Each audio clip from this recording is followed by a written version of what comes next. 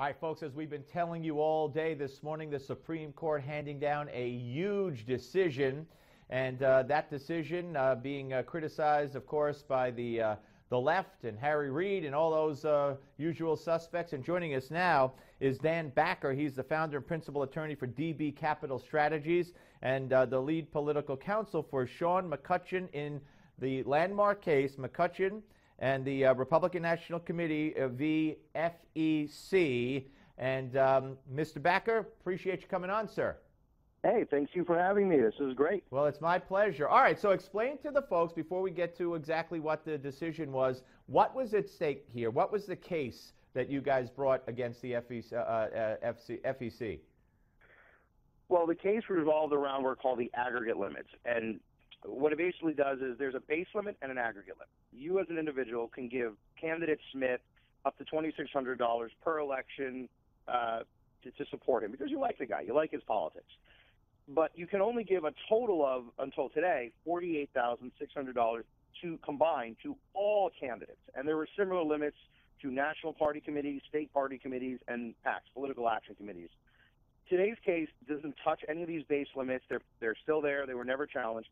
What it does is knock out these weird aggregate limits that basically stop you from associating with more candidates. And so that's what got stricken today. But probably more importantly is the language in the majority opinion and what it really says. And that is that your rights as an American, your right to speech and your right to association, they're intrinsic to you. They're your rights. They're not some grant from the government, and the government cannot simply revoke these rights as it sees fit. And it can only operate to restrain or limit these rights with very compelling reasons where there's a legitimate government interest, where it's done very narrowly and no further than necessary. And so today really reinforced this idea that these are your rights, and that, I think, is the most important part of today's ruling. You know, what do you make of the argument on the other side that that says, you know, it's not fair? I would assume that the dissenting opinion included some of this and probably much more sophisticated language, but that it's not fair that it was never intended for certain people of wealth to have, quote unquote, more free speech, because that's the argument that's coming at least from the politicians on the left. That's just all a bunch of nonsense and self-serving, well, I was going to say, use a very naughty word for radio, but garbage. What they're basically saying is we don't want people who don't agree with us to have as much free speech as they want. So we're going to limit everyone's speech because we don't want to run the risk that there will be those who might be able to speak loud enough to oppose our points of view. It's self-serving garbage that fundamentally benefits incumbents, and I'm glad that it's been knocked out. You know, I'm sorry, go ahead. Oh, and I was going to say that, actually kind of lost my train of thought, but that this idea that just because you're rich, you're somehow we have a right to limit your free speech goes against everything that our Constitution was set up for.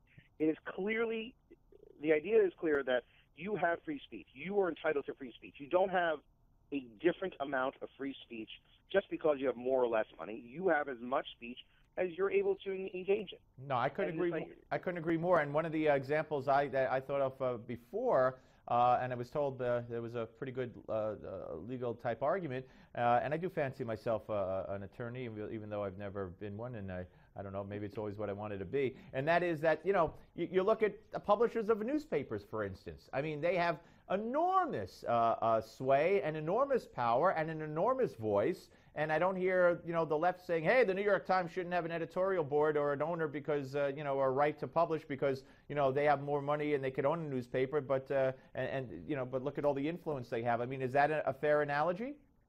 Yeah, I think it is. And more importantly, imagine what it would mean for our democracy, our society, if the government could go in and put, say, a government employee in your newsroom or in your radio show and dictate to you what you are and aren't allowed to say because they want more of this or less of that. Right. Well, they tried, you know, they proposed doing that with the FCC, putting people in every newsroom and finding out who chooses the stories and how the other stories chosen. But they, under pressure, they have apparently backed down from that plan.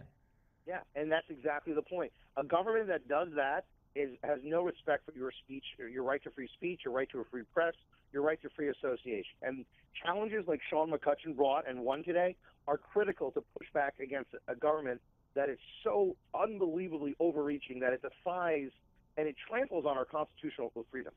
And so this is a great fight, and it was a great win today to really push the government back on this idea that our rights belong to them. They don't. They belong to us. Do you see this as an extension, if you will, or the next step after the Citizens United victory? I think the cases they get a lot of comparison. They're really very different in terms of the laws involved, but they do have one very common thread, and that is government cannot unreasonably restrict your right to speech and association. So I think there is a natural progression from that case to this case, even though it's a different part of campaign finance. But I'm glad that we're winning and that the court is continuing to hammer down on the government and say very clearly, you cannot just go around restricting people's rights. Yeah, no, I couldn't agree more. I want you to hear something, and I don't know if you want to weigh in on this or not, but this is a report, and this includes, I think, a Harry Reid soundbite from yesterday. Let's play that bite. These two brothers don't like government. On Capitol Hill, there is one name on every Democrat's lips. The Koch brothers. The Koch brothers. The Koch brothers.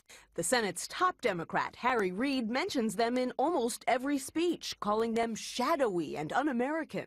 We're the secretive Koch brothers. That the Koch brothers are trying to buy America. I mean, to me, I just can't fathom that this is where we are as a nation when, of course, there's other people, on the opposite side of the Koch brothers, George Soros and others. But that aside, that a majority leader of the U.S. Senate goes to the floor of the Senate and calls two successful businessmen un-American simply because they disagree with, he disagrees with their political point of view. I don't know why you're at all surprised. This is the culture of the Democratic Party from the president on down. And I actually filed a request at the FEC that was ruled on this past fall, and they deadlocked. Democrats, unsurprisingly, didn't get it. Basically pointing out 1,400 pages of instances of Democrats and the left attacking grassroots conservatives, including by name, and every single Democrat in the Senate, I think almost everyone in the House, members of the cabinet, the vice president, the president. If you can't rest on the success you've had in terms of policy and results, because Democrats clearly cannot, then you have to attack a boogeyman. And it is a very tried and true technique. You've got nothing else to do but say, hey, you people, you're too dumb to govern yourselves. These other bad people over here, they're going to snooker you. So you need to keep voting for us because we good Democrats, we know what you really want. It's insane. And these, Harry Reid is just every bit as awful as they come. Is there a lawsuit there waiting to be had? Could the Koch brothers sue a man in his position for calling them un-American? No, because the Constitution specifically provides the speech and debate clause, and that as repugnant as it is, as this behavior is, they are privileged to make these speeches. That being said, we're getting to a point where the level of personal attack in legislations against not just even industries but now companies is getting to the point where I'm waiting for the first bill of attainder lawsuit in who knows how long, where a corporation simply says, look, we are being unconstitutionally singled out. You're attacking us, and we're entitled to relief. Yeah, and you got to hope, because I remember what they did to the personal attacks on the AIG executives who dared to take their bonuses way back when. And Barney Frank wanted their names and addresses in the paper. Some in Connecticut had a higher private security. Their homes, their property were being overrun by protesters. I just hope nobody gets hurt as a result of this. Then you might have a can of worms opened up. Yeah. You know what's funny is we only have 30 seconds, sir, but go ahead. We have less than 30 seconds. Democrats certainly changed their tune on that when an organization published the name and address of legislators, and I think Connecticut, who voted in favor of gun restraint. Yeah. All of a sudden, they're all for privacy now. Yeah. Dan Backer, great pleasure to talk to you. I hope you'll come back. Thank you very much, and congratulations.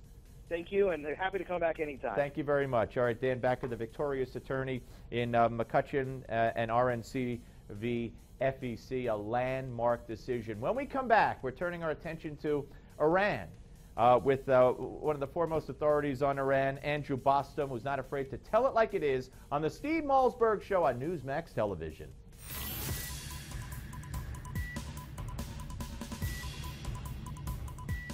We don't just talk about the news, we talk to those making news. This is the Steve Malzberg Show.